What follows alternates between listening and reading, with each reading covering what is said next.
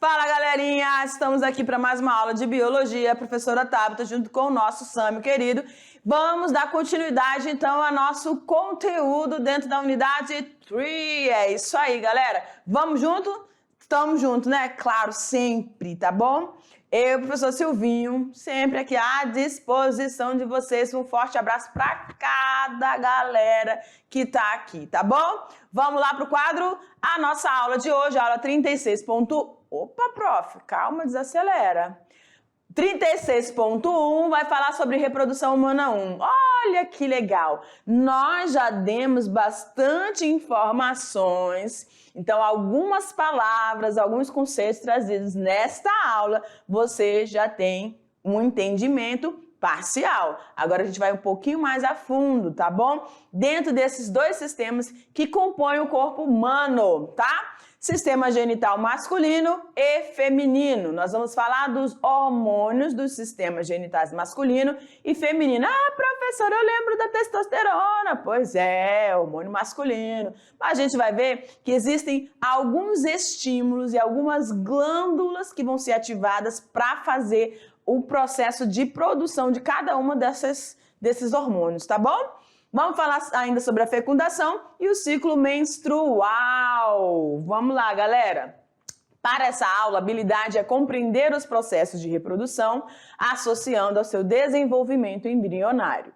E o sistema genital feminino e masculino, a gente vai começar então aí falando um pouco desses sistemas, né? Nós somos seres dioicos. Como seres dioicos, nós realizamos a nossa reprodução com a relação sexual ou a intimidade sexual. Para isso, nós contamos com hormônios, com estímulos visuais e também nós contamos com o nosso aparelho genital ou sistema genital, que no homem tem a estrutura externa, visível, né? E também nós temos as estruturas internas. Na mulher, ela também é visível, né? A região do pudendo também é visível, mas não fica tão nítido quanto no homem, não é isso? Vamos lá então. O sistema genital ou sistema reprodutor é o responsável pela reprodução e, consequentemente, pela manutenção da espécie. Então, por que, professor, que os organismos se reproduzem? Por que todo ser vivo, seja com fecundação cruzada, com autofecundação, seja por cissiparidade, por que os organismos se reproduzem? Gente, para que eles permaneçam na sua existência, tá? Para manter a sua espécie no planeta. Então, eles vão dar um jeito de se reproduzirem. Vai ser assim, certo? O sistema reprodutor humano, também chamado de sistema genital, é formado por órgãos que constituem o aparelho genital masculino e feminino. E aí a gente tem símbolos para identificar, né? Então a gente tem como se fosse um espelhinho aqui o símbolo feminino e aqui o símbolo masculino, que creio eu que vocês conhecem muito bem. Então o sistema ou aparelho reprodutor humano é o que identifica o sexo biológico, tá? A gente está numa aula de biologia, a gente está falando de identificação de sexo biológico do indivíduo. Como esse indivíduo nasce. Ou ele é do sexo masculino, ou ele é do sexo feminino, biologicamente falando. Tudo bem? Porém, existem muitos outros fatores importantíssimos que estão relacionados à sexualidade humana. Então, não confunda uma coisa com outra. A pessoa nasce e tem uma determinação de um sexo masculino e feminino. A questão da sexualidade é uma questão social e aí vai todos os princípios psicológicos, enfim, tá bom? Que não é o nosso foco aqui nessa aula. Tudo bem? Vamos continuar. Sistema genital masculino. O sistema genital é um conjunto de órgãos responsáveis pela produção de gametas. Ok? E hormônios secundários, tendo como finalidade a reprodução da espécie. Então, presta atenção. Para que o indivíduo se reproduza, ele precisa começar a produzir hormônios que vão ativar células específicas do seu organismo para que eles consigam produzir os seus gametas, certo? Então, tudo está relacionado. Quando a gente tem uma baixa produção de hormônio, vai alterar muita coisa no nosso organismo, tá? Então a gente tem que estar muito atenta a cada etapa. A cada etapa, a cada fase do nosso desenvolvimento, a gente precisa prestar atenção. Tá nascendo pelo demais, tá nascendo pelo de menos, tá demorando muito a formar os seios, tá começando a cair cabelo, enfim, você tem que se observar, tem que acompanhar e saber o que está acontecendo com você. Tem gente que não presta atenção em nada do corpo dele, né? O corpo está gritando, sinalizando e a pessoa nem tchum. O sistema genital masculino é formado por, preste atenção aqui, 2 testículos, que a gente viu na aula lá anterior. Uma bolsa escrotal, pois é, a bolsa escrotal, o saco escrotal, abriga os 2 testículos. Professora, eu já vi casos de pessoas com um testículo só. Pode acontecer, tá? Não é normal, mas pode acontecer, que eu também já vi. 2 epidídimos. O que é epidídimo? É aquela partezinha, parece uma minhoquinha por cima dos testículos, tá? Onde vai acontecer o amadurecimento dos espermatozoides. Vamos lá. Os homens têm 2 ductos deferentes. O homem vai ter os 2 ductos ejaculatórios, uma uretra, o pênis, tá? E as glândulas anexas, anota aí, frisa, marca, identifica aí. Glândulas anexas do sistema reprodutor masculino são a próstata, 2 glândulas das vesículas seminais ou vesiculosas e 2 glândulas bulbo-uretrais. Eita, é muita coisa, mas está tudo conectado, todas elas têm a sua funçãozinha lá no organismo. Vamos dar uma olhada como é que fica isso lá dentro? Olha lá. Então aqui você tem, ó, a bexiga, tá? A bexiga você vai observar que a próstata, que é essa daqui, ó, deixa eu colocar de azul. A próstata, ela tá aqui, ó, embaixo, né, da bexiga ali, tá? Aí você tem o canal uretral, você vai ter o ducto deferente, que vai sair do epidídimo e chegando aqui nas vesículas seminais, tá bom? Por que não tá marcando a próstata e as vesículas seminais? Porque elas são glândulas, são mostradas depois. Tá mostrando só as partes internas aqui, tá? Aí, ó, nós temos o testículo, tá aqui o testículozinho, né? Os testículos. Tudo bem? E aí a gente tem no pênis, a gente vai ver outra foto, tem a região da cabeça que a gente chama de glande, que é protegida pelo prepúcio, tá? Que deve se desprender, quando a criança é muito pequenininha, ela vai ao pouco se desprendendo e tem que estar toda exposta essa glande para facilitar a relação sexual. Se ela for toda coberta, aí o menino vai ter que passar por um processo cirúrgico, né? Para retirar essa pelezinha, tá bom? Que vai crescendo e vai incomodando, a criança vai até sentindo dores também, se isso não acontecer. Vamos seguindo. Então, vamos ver cada uma dessas estruturas, tá? A bolsa escrotal, um órgão ímpar, também conhecido como escroto ou saco escrotal, é uma bolsa de pele que se localiza abaixo do pênis. A gente falou na aula anterior, ou nas aulas para frente, que esse saco escrotal, ele tem um movimento, não é? É uma musculatura que vai fazer com que haja pequenos movimentos para movimentar aí os testículos. No interior dessa bolsa encontramos as gônadas masculinas, mais conhecidas como testículos. Normalmente você não vai falar gônadas, né? Mas você tem que lembrar que essas gônadas, as gônadas, tá? Masculinas são os testículos. E as femininas, professora? Os ovários. Tudo bem? É onde vai ser produzidos os gametas. Nos testículos, podemos encontrar milhares de tubos enovelados, chamados de túbulos seminíferos, que a gente mostrou na aula pra frente, onde os espermatozoides são produzidos por meio da espermatogênese.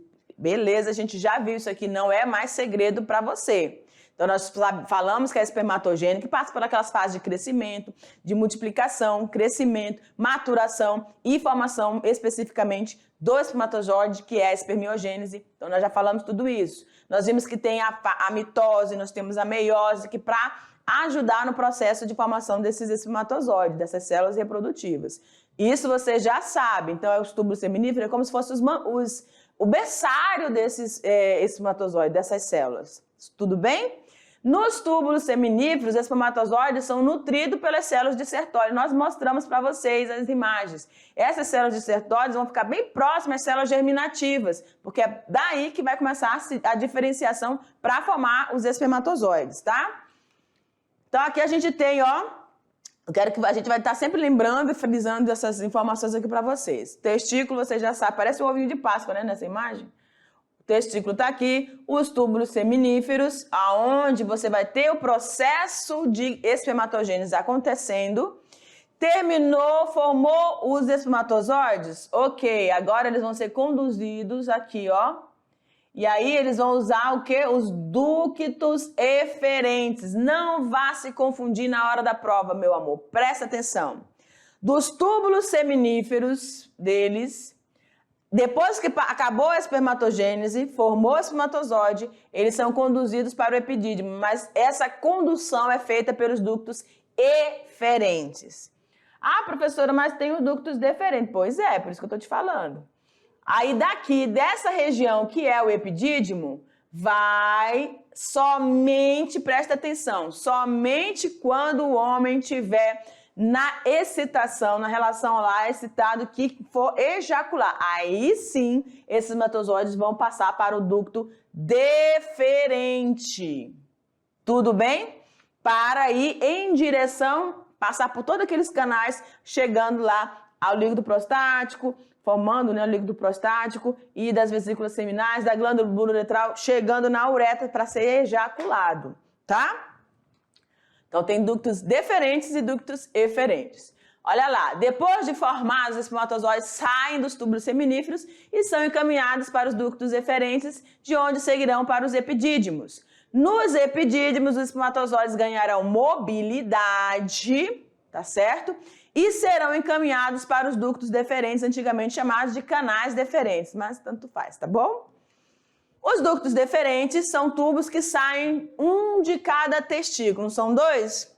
Dois testículos, dois epidídimos, dois ductos deferentes para conduzir aí para o canal ejaculatório. E passam pelo abdômen, contornando a bexiga até fundir-se ao ducto das glândulas seminais, compondo o ducto ejaculatório que desemboca onde? Na uretra. Professora, a uretra não é um canal, olha aqui para mim. A uretra é o canal de excreção também. Ou seja, a gente vai no sistema urinário, né, ou sistema excretor, a urina formada na bexiga vai ser eliminada pelo canal uretral.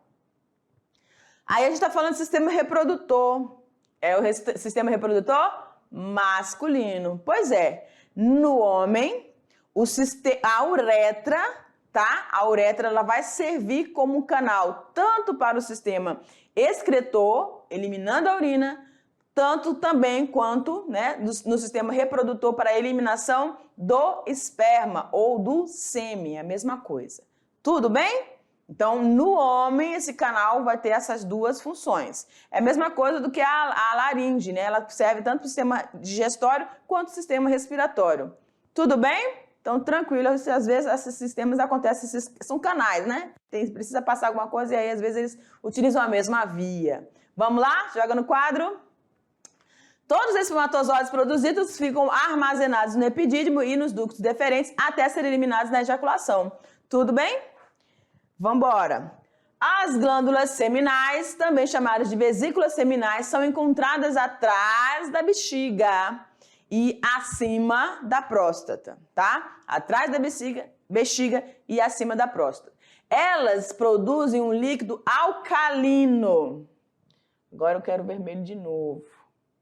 Elas produzem um líquido alcalino que é lançado no ducto ejaculador e tem a função de nutrir os espermatozoides durante sua viagem em direção à óvula. Ele já saiu de lá dos túbulos seminíferos, passou pelos ductos deferentes, chegou no epidídimo e aí passou lá pelos ductos deferentes, tá subindo, porque os canais deferentes são longos, vai lá em cima e aí todo esse percurso dentro do corpo do homem, até chegar na uretra.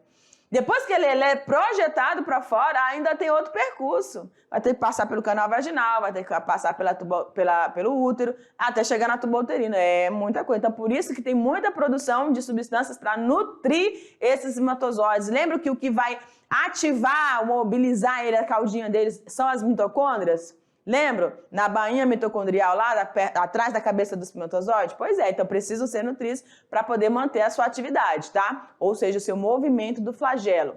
Perfeito? Vamos seguindo.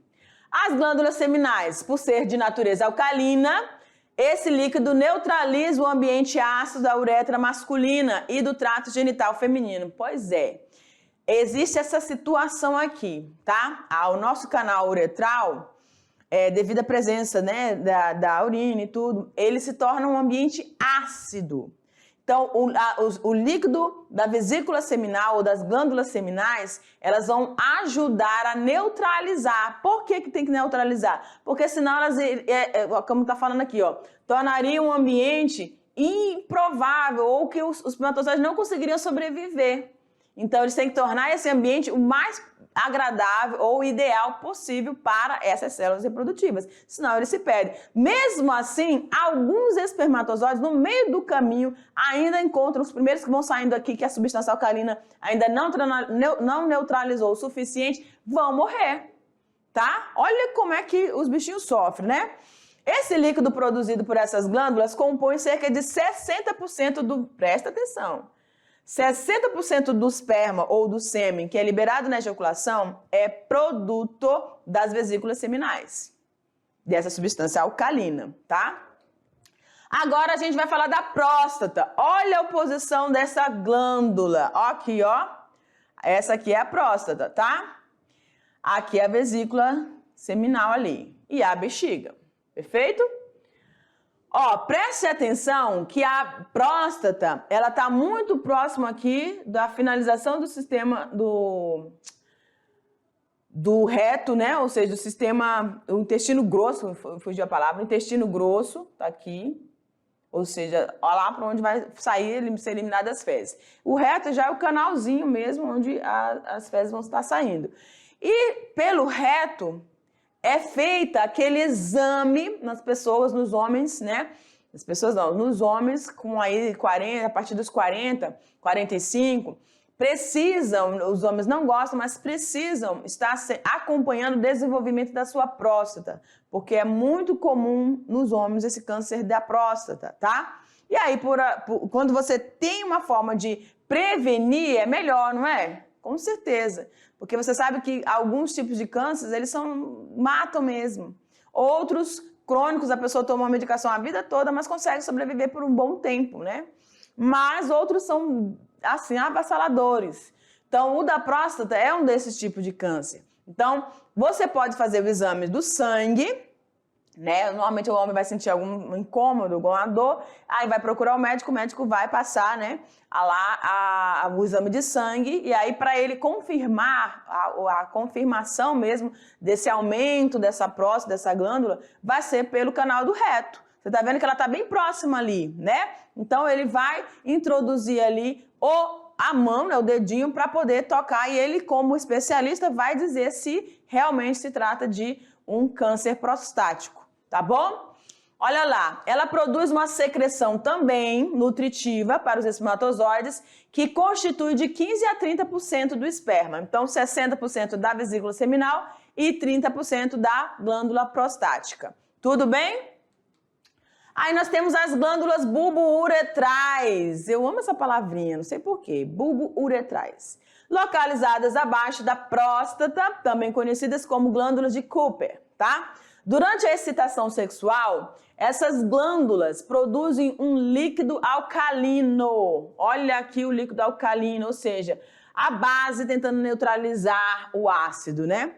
Ele também, na glândula bulbo-uretral, vai lubrificar o pênis e ajudar na neutralização de resíduos da urina presentes no canal da uretra, além de eliminar os espermatozoides danificados durante a ejaculação. Então, aqueles que começaram a entrar no ducto ejaculatório, encontraram um ambiente, né, desfavorável, aí veio as vesículas seminais, secretam essa substância alcalina, começa ali a neutralizar, mas os primeiros entraram no ambiente ácido, morreram, ficaram ali danificados.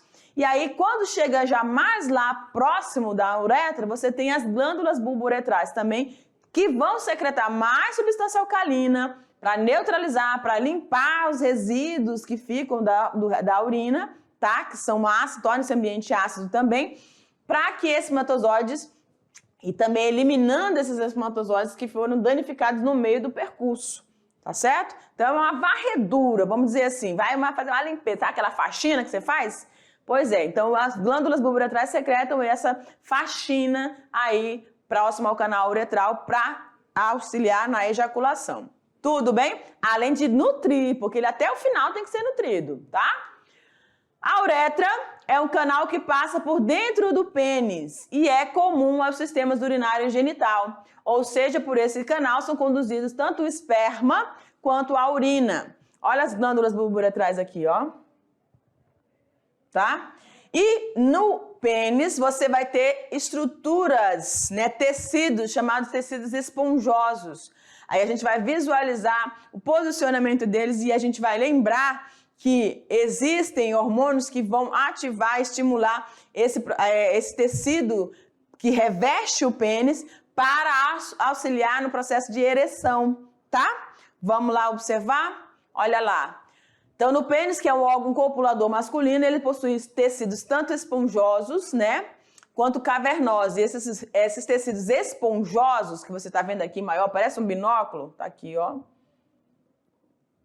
Esses tecidos esponjosos, que está acima do canal da uretra, é rico em vasos sanguíneos, tá bom? E são eles que vão ser estimulados para o processo de ereção. Auxilia eles, vão inflar, encher de sangue e o pênis vai tomar aquela posição ereta, certo? E aí, revestindo o canal uretral, tá aqui, você vai ter o corpo esponjoso, tá? Corpo cavernoso, acho que eu fiz uma confusãozinha, né? Corpo cavernoso, que vai estar aí acima, tá? Auxiliando no processo de reprodução, de ereção, e o corpo esponjoso é que vai estar ao redor aqui do canal uretral. Tudo bem? Então, eles estão bem posicionados, vão facilitar aí, vão ser irrigados para que esse momento do ato sexual aconteça, tá?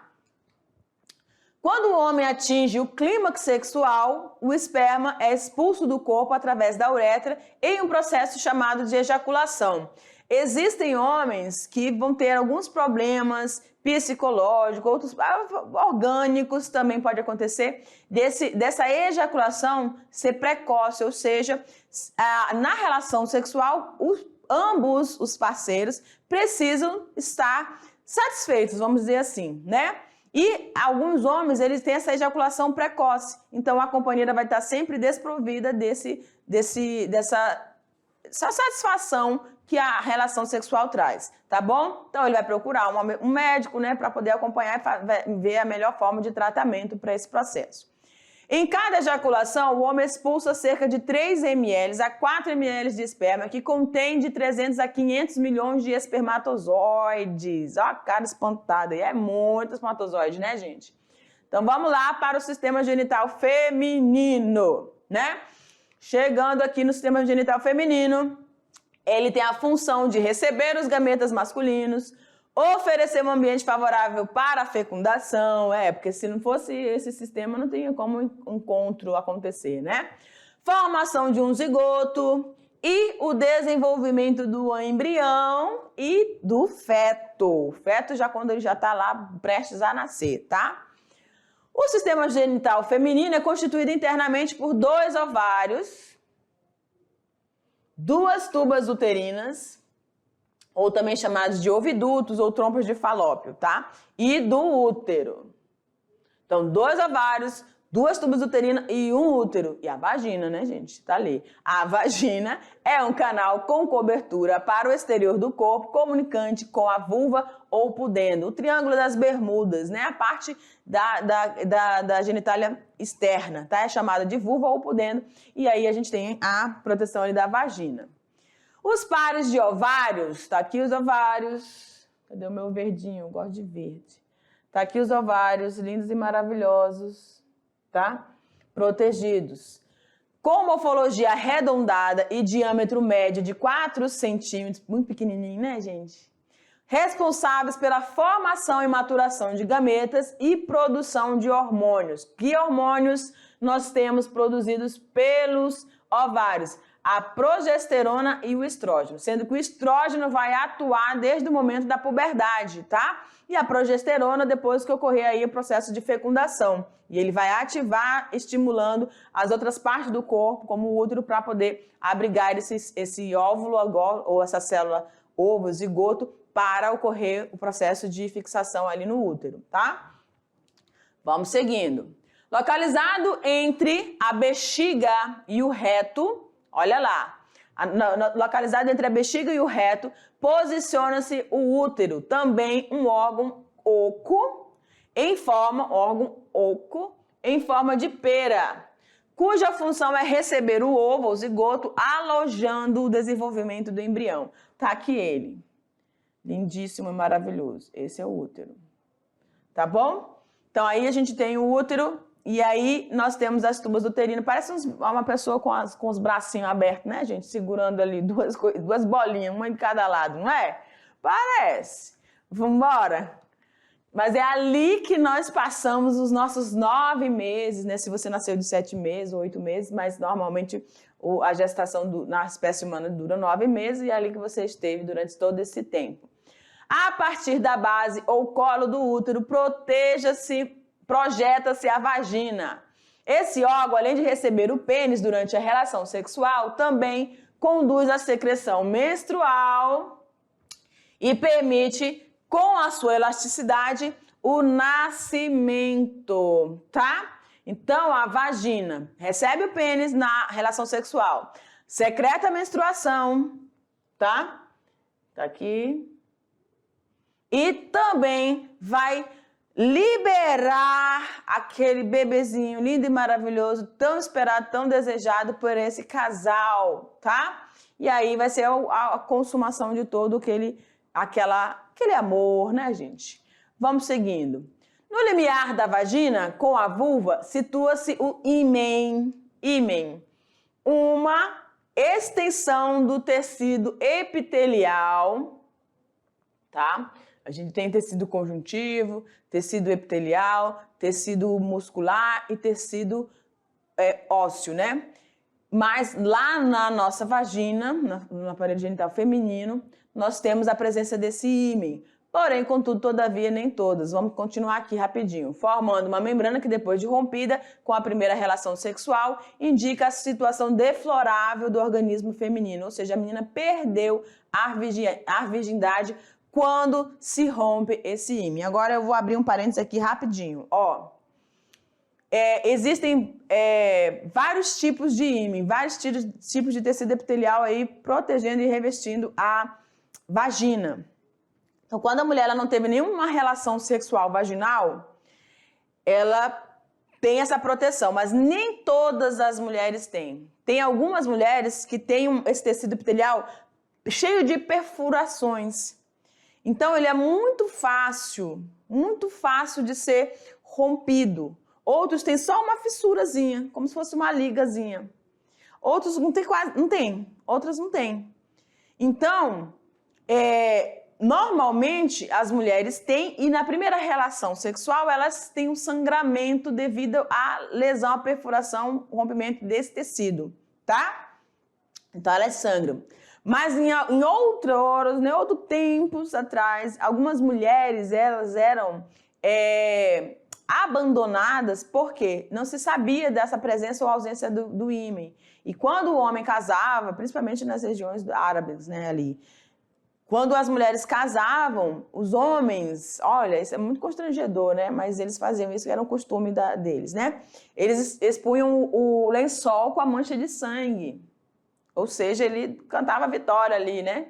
Minha mulher era virgem. Então, para aquelas mulheres que não tinham sangramento, e elas eram virgem, elas não tinham sangramento, elas eram tidas como mulheres, né, da vida. E eram expulsas ali, e às vezes apedrejadas, enfim. Vai aí das culturas desses países, tá bom, gente? Uma questão aí de... infelizmente ainda existem, tá? Mas a gente luta contra essas coisas. Vamos lá, então, continuando na nossa aula. Então, esse ímã na maioria das mulheres, a presença aí do revestimento da vagina e é rompido na primeira relação sexual. A vulva, órgão externo da genitália, é formada por pequenos e grandes lábios, dobras de tecido adiposo, protegendo a abertura da vagina e o clitóris. O clitóris é outra situação, né? Muito discutida na sociedade. O clitóris é como se fosse um pênis que não se desenvolveu, tá? Então, é nessa região, é nessa estrutura presente na vagina, tá? Que você vai ter, a mulher vai ter a sua relação sexual ativada e vai chegar ali ao que nós chamamos de orgasmo, tá bom? E em algumas regiões, esse clitóris é cortado, retirado, né, da mulher para que ela simplesmente seja uma reprodutora, ou seja, ela gere filhos, mas ela não vai ter o prazer na relação sexual, tá? Então, mas aí também existem outras discussões na sociedade que não é o ponto nosso aqui, gente. A gente está falando da aula de biologia, estou falando de estruturas que tem, que não tem, e existem outras questões aí, não é só a região do clitóris que a mulher sente prazer, mas essa não é a questão, tudo bem? Aí a gente tem essa região, o apêndice sensível, que é formado pela junção dos pequenos lábios na porção superior da vulva. Tudo bem? Vamos seguindo? No organismo feminino, diferente do masculino, o sistema genital não acompanha ou não compartilha alguns órgãos com o sistema excretor. Lá no masculino você tem esse canal servindo para eliminação da urina e também servindo para eliminação da uretra. Mas na genitália feminina não. Nós temos um orifício específico para sair a excretar a urina e temos a vagina para a penetração e a eliminação da menstruação, também o nascimento do bebê, tá? Assim, na vulva também há um orifício para o sistema excretor, a abertura da uretra. Aqui, lateralmente, a gente está visualizando e a gente consegue observar como que esse útero fica, né, posicionado aqui, ó, sobre a bexiga. Por isso, a mulher grávida, que o bebê já está em formação, está se desenvolvendo, está ganhando espaço, ele vai comprimindo, né? Vai comprimindo aqui a bexiga, ó, se tornando pesado sobre a bexiga, que é um órgão muscular. O que vai acontecer? Vai fazer o peso e a mulher vai urinar com maior frequência. Às vezes ela nem consegue segurar, não, ela vai fazer xixi na calça mesmo, tá? É bem interessante, é uma modificação completa no organismo feminino, galera. Tudo muda a partir de uma gestação. E a sua cabeça também acompanha essa mudança, tá? Aqui é outra imagem mostrando agora de frente, né, a posição do útero, as ligas, né, que conectam aqui o ovário a esse útero. E quando a gente consegue ver essa imagem, a gente consegue perceber uma coisa, tá? Que é mais fácil pra gente explicar para vocês. As mulheres podem fazer a laqueadura, né? Na laqueadura é feito um corte aqui, ó, para que os óvulos produzidos não cheguem ali na tuba uterina e, consequentemente, não haja o encontro, então, né, do espermatozoide. A mulher teve a relação, o espermatozoide vai chegar aqui, mas ele não vai encontrar o ovócito secundário, não vai ter o processo de reprodução, tá bom? Vamos seguindo.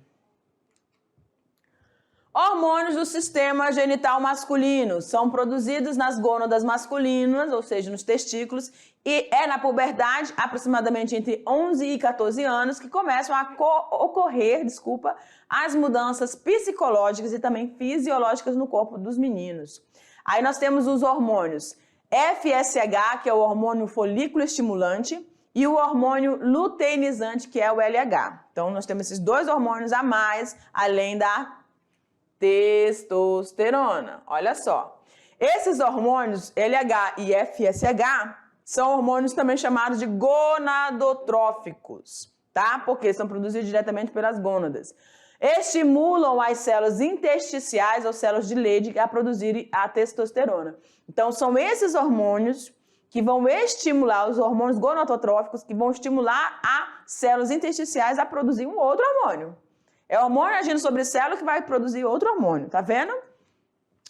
Sistema genital masculino, aí a gente tem a testosterona, que é o principal hormônio. Ele vai determinar, então, essas diferenças, né, na estrutura das genitálias, descida dos testículos para a bolsa escrotal. Como assim, professora? Quando você pode observar um bebê que ele tem a região do saquinho escrotal ali, mas ele não tem ainda os testículos. Vai chegar um momento, a gente pode ver isso nos filhotes também, né, nos cachorros, tudo. Tem um período que esses testículos descem para o saco escrotal, e isso é estimulado a partir da testosterona, tá? E o aparecimento das características sexuais secundárias masculinas.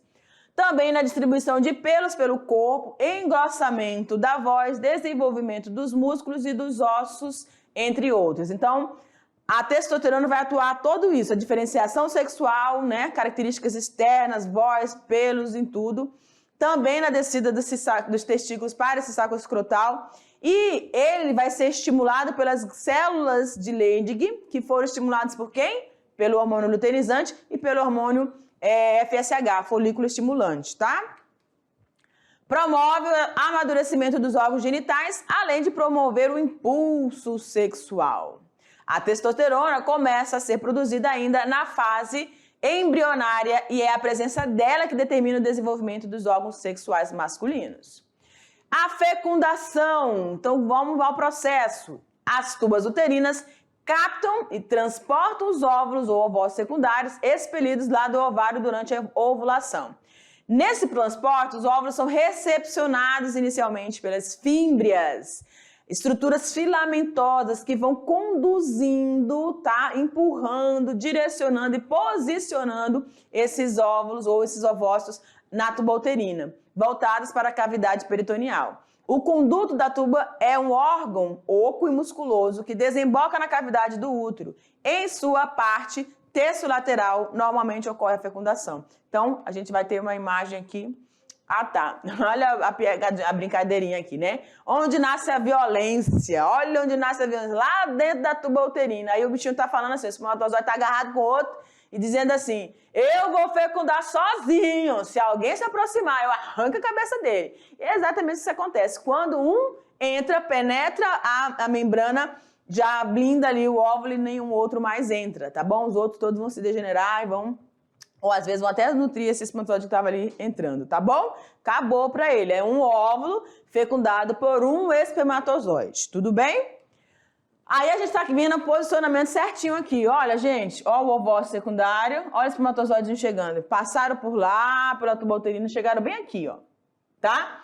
Bem próximo já do ovário. Então ele não vai percorrer muito, não. Ele vai sair, vai ficar aqui sendo conduzido pelas fímbrias e é aqui que vai acontecer a fecundação. Depois que essa fecundação acontece, vai começar as divisões celulares, sendo transformado em mórula, tá? Dividindo, aí depois vai formar a blástula, depois vai formar a glástula, que vai formar os órgãozinhos desse bebê. E lá no útero, aqui no endométrio, que é o tecido de revestimento do útero, vai ocorrer a nidação. A nidação que é a fixação desse célula ovo ou zigoto agora implantado no útero, onde o bebê vai se desenvolver.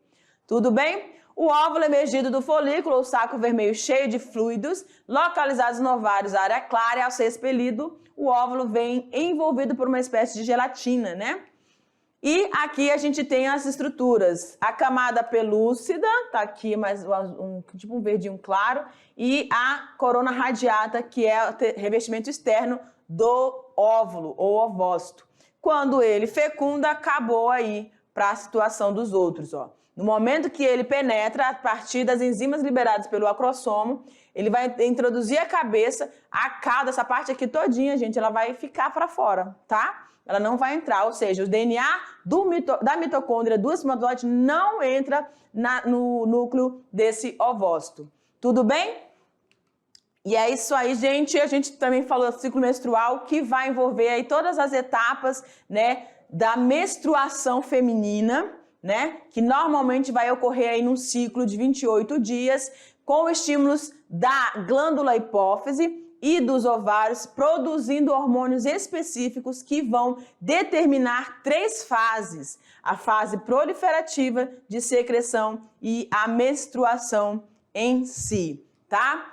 Essa fase proliferativa vai fazer com que haja um crescimento desse folículo, tá? Que vai ser estimulado pelo FSH, e também, à medida do andar do desenvolvimento, vai produzir o estrógenos, tá? Que é o hormônio feminino que vai auxiliar no desenvolvimento do endométrio. E aí, esses folículos de Graafi, que estão lá nos ovários, que foram estimular tudo, vão fazer com que haja uma diferença de concentração do estrógenos, tá? Que é o hormônio feminino, no sangue, que vai ativar a hipófise, liberando esses 2 hormônios aqui, induzindo então o processo de ovulação. Como a mulher tem um ciclo de 28 dias, a metade dele seria os 14, e é nesse período que ela vai estar ovulando, preparando, tá? E aí nós temos a fase secretória, que é onde o hormônio luteinizante, o LH, estimula as células do folículo ovariano rompido, que vão se transformar no corpo amarelo, também chamado de corpo lúteo. Esse corpo lúteo, galera, que ocorrerá, no corpo lúteo que ocorrerá a produção do estrógeno e da progesterona, tá? E finalizamos, então, aí com essas 3 fases do ciclo menstrual, certo? Então, nós temos todo um acompanhamento desse ciclo, entre um e o outro você tem todo o ciclo. A ovulação vai acontecer bem na parte intermediária. Tudo bem? Então, essa foi a nossa aula sobre o processo reprodutivo masculino e feminino. Te aguardo para a nossa revisão. Beijo, tchau!